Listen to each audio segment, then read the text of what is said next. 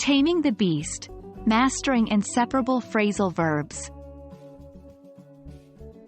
Hello, English language enthusiasts. Today, we are going to venture into the world of inseparable phrasal verbs. If you've been struggling with these tricky little phrases, don't worry. You're not alone.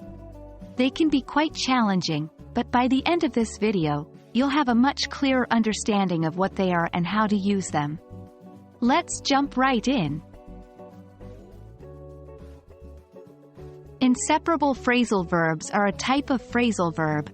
That means they're made up of a verb and one or more particles. The particles can be prepositions, adverbs, or a combination of both. But here's the catch. With inseparable phrasal verbs, you cannot separate the verb from its particles when using them in a sentence. That's why they're called inseparable. For instance, let's take the phrasal verb, run into. You can't say, I ran him into at the park. Instead, you would say, I ran into him at the park. Here, run into is an inseparable phrasal verb. A lot of English learners wonder if there's an easy way to identify inseparable phrasal verbs. Unfortunately, there isn't a definitive rule, but there are some general trends. For instance, many inseparable phrasal verbs contain the prepositions at, for, of, to, and with.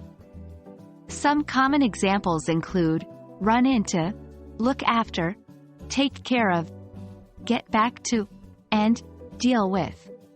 But remember, these are general trends and there are exceptions to every rule.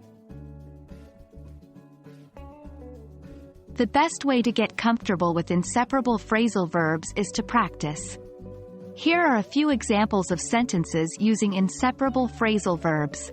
We're looking forward to our vacation next month. She ran into an old friend at the supermarket. I need to get over my fear of public speaking. The more you use inseparable phrasal verbs in your everyday conversations, the more naturally they will come to you.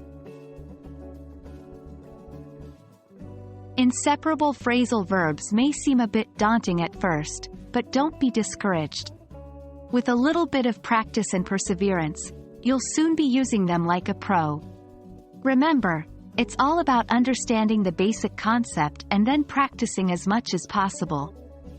Never stop learning and, before you know it, you'll be mastering these and other aspects of the English language. Happy learning!